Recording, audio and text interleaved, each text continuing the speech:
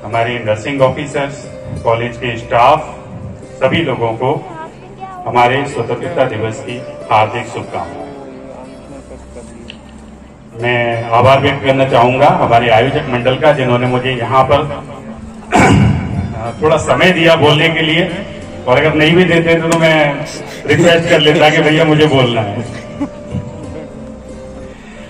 स्वतंत्रता, जैसे हमारे सर ने संबोधन में अपने में कहा है, सभी हम लोग जानते हैं कि आज हमारा स्वतंत्रता दिवस है, और हमारी जो स्वतंत्रता है बड़े लंबे संघर्ष के बाद हमें प्राप्त हुई है, और आज भी वो संघर्ष जारी है। उसी को इंगित करती हुई कुछ पंक्तियां मैं आप सब लोगों के समक्ष यहां प्रस्तुत करना चाहूंगा, और पंक्तियां कुछ इस तरह हैं कि अभी अभी हमने उठकर स्वाधीन उत्सव ये मनाया है। अभी हमारे सम्मानीय अधिष्ठाता महोदय के द्वारा यहाँ पर झंडा वंदन किया गया, और आज हम सब एकत्रित हुए हैं यहाँ कि अभी अभी हमने उठकर स्वाधीन उत्सव ये मनाया है। इस उत्सव की अभिरक्षा में कितनों ने रक्त बहाया है। हम आज, हमारा देश आजाद है, हम आजाद हिंदुस्तान के तले शान से हमारा तिरंगा लहरा रहा है, लेकिन ये तिरंगा ऐसे ही नहीं लहरा पा रहा है। स्वाधीन आंदोलन इतिहास सही, पर अभी चुनौती क्या कम है। हमारा स्वतंत्रता आंदोलन भले ही 1947 में खत्म हो गया हो और हमें आजादी मिल गई हो, लेकिन हमारी जद्दोजहद अभी भी जारी है।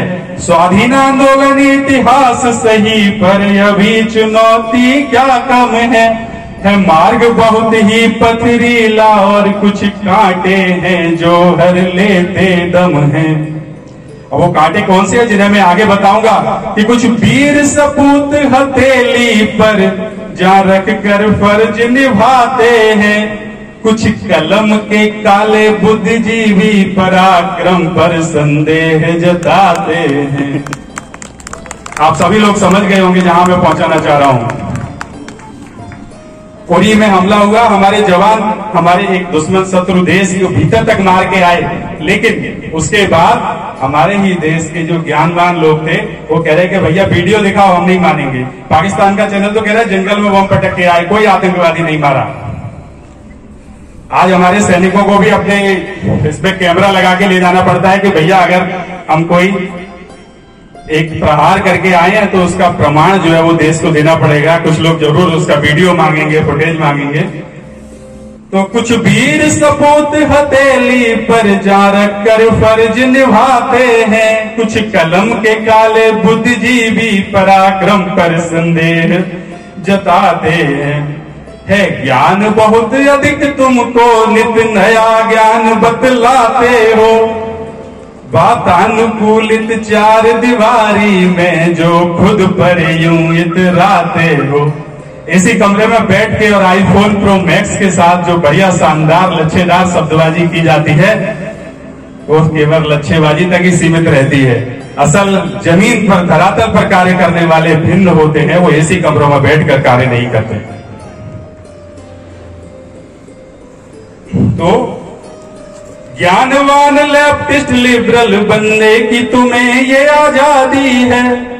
हमारे जितने भी लेफ्टिस्ट हैं, लिबरल्स हैं, ज्ञानी ध्यानी है कि ज्ञानवान लेफ्टिस्ट लिबरल बनने की तुम्हें जो आजादी है, इस आजादी की रक्षा में एक अनपढ़ ने जान गंवा दी है। जब हमारी सीमाएं सुरक्षित हैं तभी हम आज यहाँ पर लेफ्टिस्ट, लिबरल, ज्ञानी ध्यानी, ह्यूमन राइट्स, फलाना ढिमका बात कर पाते हैं। क्या हम किसी ऐसे देश में ह्यूमन राइट्स और लिबरलाइजेशन की बात कर सकते हैं जो कि हथियारों के साए में जी रहा हो? एक बहुत छोटा सा एक व्हाट्सएप पर जो प्रचलित होता है कि अफगानिस्तान में एक महिला अपना पासपोर्ट लेकर पासपोर्ट कार्यालय गई, और पासपोर्ट कार्यालय में जाके उसने कहा कि साहब ये कुछ गलती हो गई है। गलती क्या है कि इसमें मेरे पति के नाम के आगे स्वर्गवासी लिख गया, इसको करेक्ट कर दीजिए। पासपोर्ट ऑफिसर ने AK-47 उठाई और उसके पति को ठाक सीधे ठोक दिया। उन्होंने कहा हो गया करेक्शन। तो ये जो ज्ञानवान लेफ्टिस्ट लिबरल जितने भी हैं जो बहुत ज्ञान बताते हैं हमको कि नहीं ऐसा नहीं होना चाहिए, ये ह्यूमन राइट्स, ये अधिकार, ये फलाना, ये ढिमका, इन सभी के अधिकार और ये सब केवल इसीलिए है कि ज्ञानवान लेफ्टिस्ट लिबरल, ज्ञानवान लेफ्टिस्ट लिबरल बनने की तुम्हें जो आजादी है, इस आजादी की रक्षा में अनपढ़ ने जान गंवा दी है। मैंने अनपढ़ क्यों कहा सैनिक को? हमारे यहाँ देश में सैनिक बनने का क्राइटेरिया केवल इतना रखा गया है कि वो मात्र 10वीं कक्षा पास हो, और ये हमारे बड़े सोच समझ के रखा गया है। आप उम्मीद कर सकते हैं कि किसी एक highly qualified PhD holder type, MBA type, liberal type आदमी को देश का सैनिक बना दिया जाए, क्या होगा? कमांडिंग ऑफिसर ने आदेश दिया, जवान इंसर्जेंसी हुई है, 4 आतंकवादी घुसाए हैं, जल्दी से तैयार हो जाओ, रात के 2 बजे। वो कहेगा, who are you to command me? Am I not the independent citizen of this country? Yes, I have the rights to, and the person who is insurging in our country also having the human rights, I will not destroy them. जबकि हमारा जवान क्या करता है? हर हर महादेव, और हर हर महादेव करके चाहे वो तोप के गोले चल रहे हो या बम बरस रहे हो, और उनमें जवान में कूद जाता है। और मैं तो खैर मुरैना से बिलोंग करता हूं। मुरैना के जवान बताओ क्या बोलते होंगे? पीछे से आवाज आनी चाहिए, बोल पटिया वारे की जय, बोल पटिया वारे की जय। ये हमारे मुरैना के जवान बोलते हैं। मैं चूंकि हर हर महादेव, और हर हर महादेव करके चाहे वो तोप के गोले चल रहे हो या बम बरस रहे हो, और उनमें जवान में कूद जाता है। और मैं तो खैर मुरैना से बिलोंग करता हूं। मुरैना के जवान बताओ क्या बोलते होंगे? पीछे से आवाज आनी चाहिए, बोल पटिया वारे की जय, बोल पटिया वारे की जय। ये हमारे मुरैना के जवान बोलते हैं। मैं चूंकि आर्मी में रहा हूं तो मुझे पता है कि हमारे मुरैना का नारा आर्मी में भी पटिया वाले की जय ही लगाया जाता है। 12,000 फीट पर हिमखंड में जब हड्डियां किसी ने गलाई हैं, तब लिखने पढ़ने का शौर हुआ, बोलने की आजादी आई है।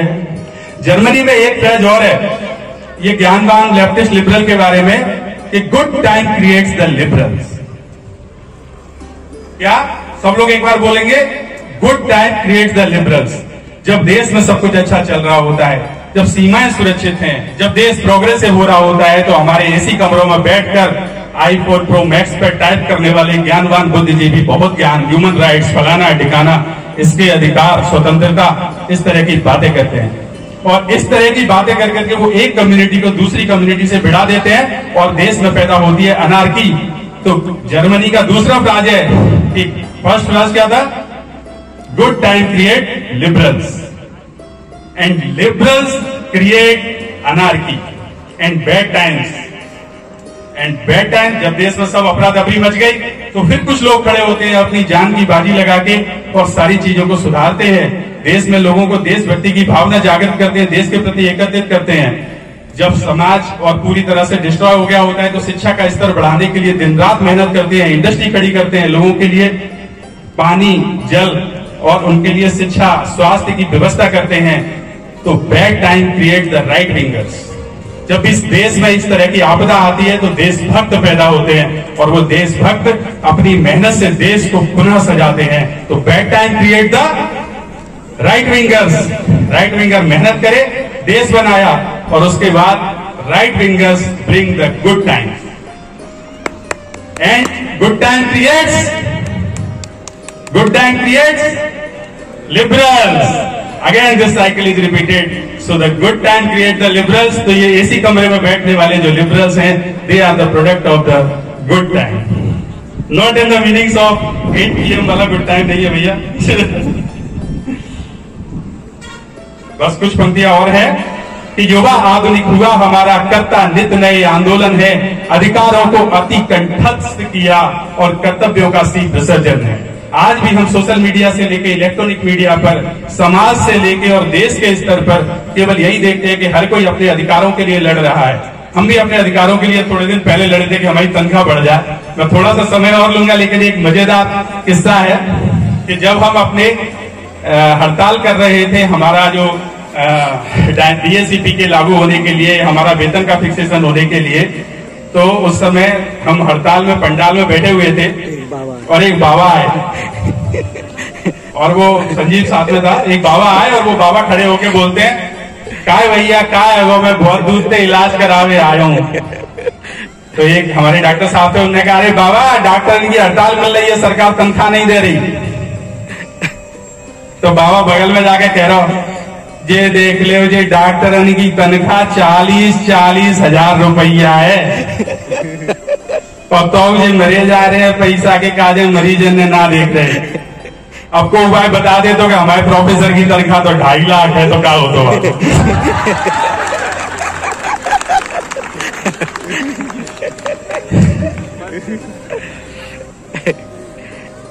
तो महत्वपूर्ण यह है कि युवा आधुनिक हुआ हमारा कर्ता नित नए आंदोलन है, अधिकारों को अति कंठस्थ किया, कर्तव्यों का श्री विसर्जन है। कोई भी अपने कर्तव्यों के प्रति जागृत नहीं है।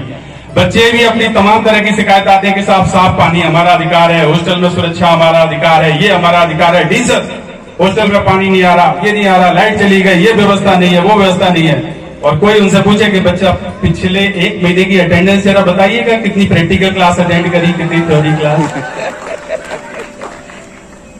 तो अधिकारों को अति कंठस्थ किया है, कर्तव्यों का सिर्फ विसर्जन है। अब पीछे वो मोड़ी बैठी है, वो सोच रही है अच्छा अपने बारे में नहीं बताओगे कि तुम कितनी क्लास पढ़ा। तो बेटा सबसे अच्छी बात यह है कि मैं प्रोक्सिमा सेंटोरी बी से नहीं आया हूं, मैं भी तो दतिया का ही हूं, यही आप लोगों के बीच का हूं।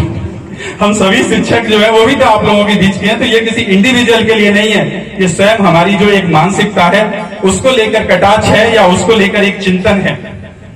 युवा आधुनिक हुआ हमारा कर्ता नित नए आंदोलन है, अधिकारों को अति कंठस्थ किया, कर्तव्यों का श्री विसर्जन है। लेकिन मैं बता दूं हमारे देश में कितनी भी कमियां हो, लेकिन जैसा कि अभी हमारे आर्य सर ने कहा, डी सर ने कहा कि ये बहुत पावन धरा है कि पुनः स्मरण करा दूं तुमको, तुम राणा और शिवाजी की रक्त धारा हो, ये जन्मभूमि मातृत्व सदस्य गौरव इतिहास तुम्हारा हो। तिरंग ध्वजा को लहरा कर जब जब तुमने हुंकार किया, सीना पिघल गया पत्थर का जब तुमने चरण प्रहार किया। हर हर महादेव की बोली जब जब आकाश में गुंजित है, शत्रु दल भयभीत हो उठा, निकट विजय श्री निश्चित है। जगत जननी है भारत भूमि, जगत जननी ये भारत भूमि है, जन्मती सदा सिंह सुनो।